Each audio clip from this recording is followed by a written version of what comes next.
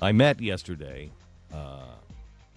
the trigger man that pulled the trigger on Osama bin Laden. I didn't know who he was until he walked away. I was in a sea of uniforms yesterday because I was at Chris Kyle's funeral, which was unbelievable and powerful. I don't know who I was more impressed with, his wife, who was a rock for her children, the Navy SEALs, and all of the other military. The honor that was in that room was staggering. Or quite honestly, the motorcycle patriots. What are they called? The guys who always stand up against the Westboro Baptist Church? The something patriots? I can't remember.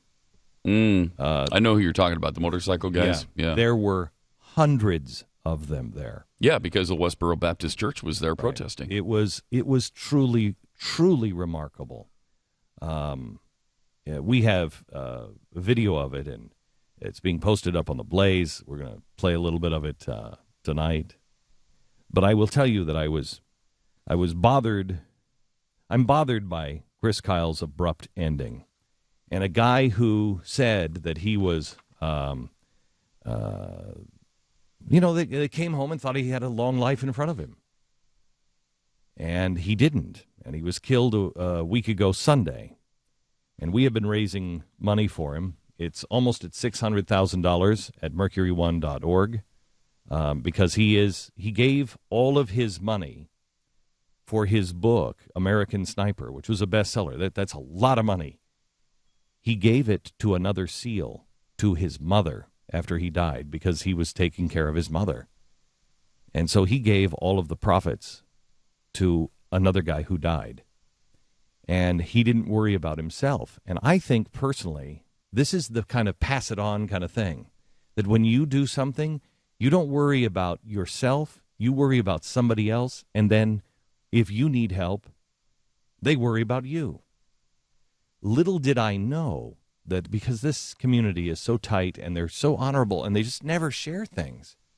Little did I know the woman who had dinner at my house was the recipient of the money for American Sniper. And when I said to her, she said, he gave all of the money away. And I said, I know, we're going to do something at Mercury One. I said, he's an amazing man, and we have to take care of his children, and we're going to raise money. And I said, my goal is $1 million. I don't know if we can do that. And she teared up. She never said anything to me. I found out yesterday. Same thing. I'm in the sea of uniforms, and these amazing SEALs kept coming up, and I'm just standing there after paying respects to the body. These guys are coming out, and they just come on and they slapped me on the back and gave me a hug and just said thank you. And I said, it's an honor. It's an honor. Thank you. And one of the guys that did it was this Navy SEAL that was the trigger man for Osama bin Laden. And he said, keep up the good work. I'm a big fan. And I said, you keep up the good work. I appreciate everything you've done. And he walks away. I didn't know. As soon as he walks away, one of my security leans into me and said, that's your man. I didn't know. But there was no difference between any of them. They're all like that.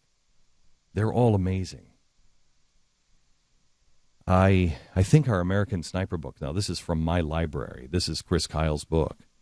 And it is signed by Chris. And you're just not going to get this anymore. I am a guy who collects rare books, important books in American history.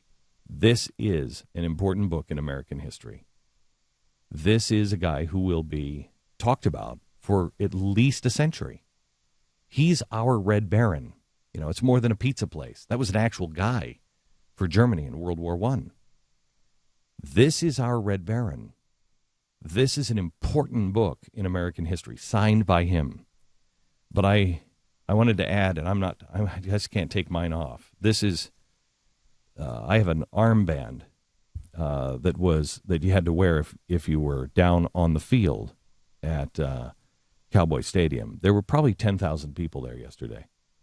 And if you had one of these, and I think it is so appropriate that it's marked Legends Club, but this is the armband that you had if you were going down on the field, if you had a seat down there.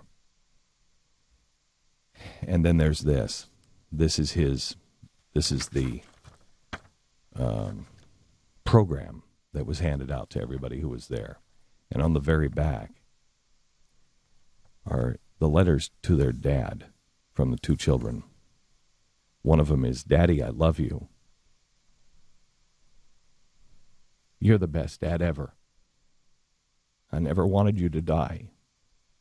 I will miss your heart. I will love you even if you died. I love you forever. Your baby girl." His son wrote, "Dad, I miss you a lot. One of the best things that has ever happened to me is you. I love you, and I always will."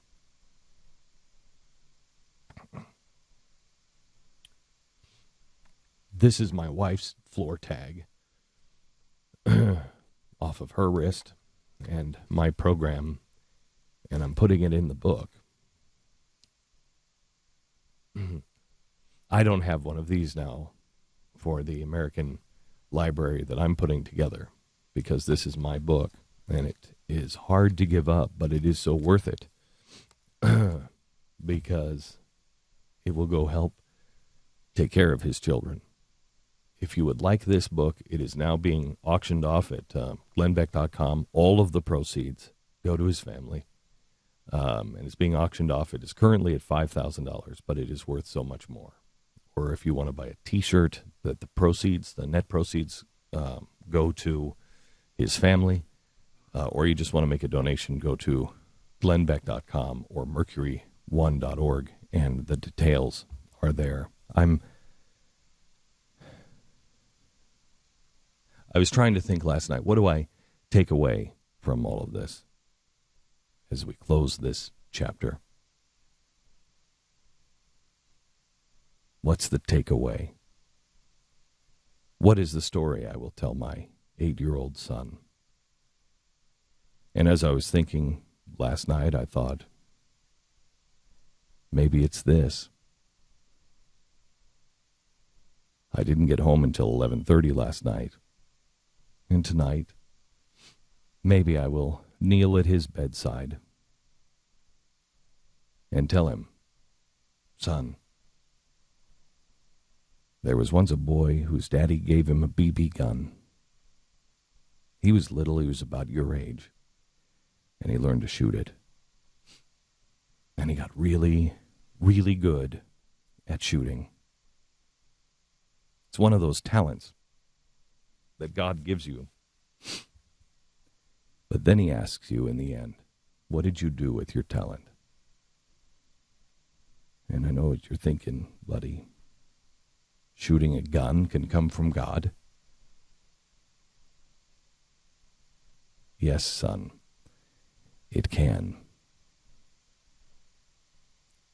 Everybody gets their own talents from God, but that one has to come with another talent because it comes with such responsibility.